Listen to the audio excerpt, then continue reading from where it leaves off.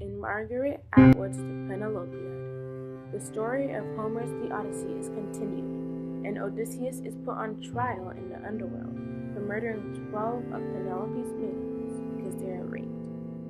The book is a deconstruction of Joseph Campbell's hero cycle, proving that you do not have to be a hero to complete it.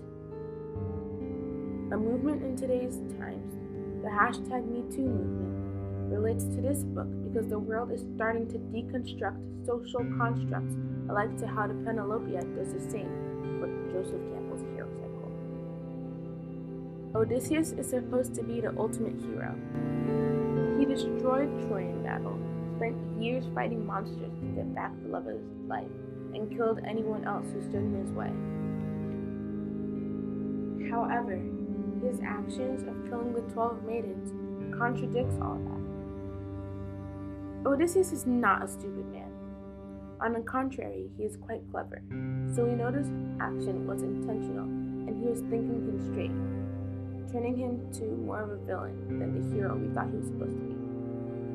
It seems that wherever Odysseus goes, destruction follows, and we begin to question, is Odysseus a hero? Some may say Odysseus was a good man, who did one wrong thing, and that we as people should accept that mistakes are human, and that we all make them at one time or another. I strongly disagree. Taking a life is not an error, it's a crime. Odysseus did not only do one wrong thing, he did 12 wrong things, and not once did he stop to ponder his actions. We never see him regret it in the book, other than the fact that he has to go on trial. Odysseus never took back his actions.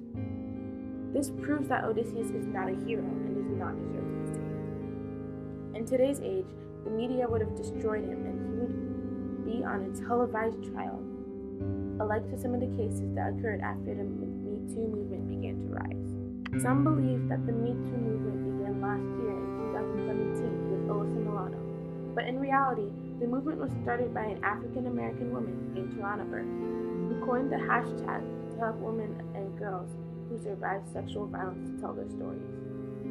When Alyssa Milano tweeted a request for sexual assault victims to share their stories using the hashtag #MeToo on October 15, 2017, she unintentionally disregarded the work of Tarana Burke. However, Alyssa Milano later apologized, saying that she did not know that the hashtag was started by Tarana Burke and credited her for her work, which is how it should be done.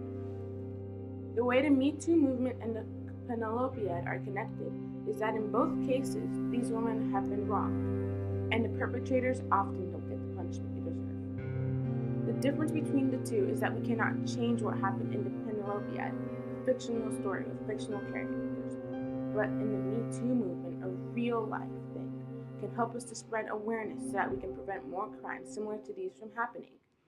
And as the world begins to make a higher priority of sex education and the idea of consent, we are preventing more and more cases each day.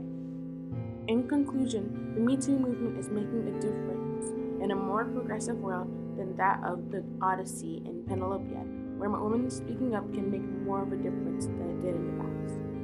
Thanks for listening.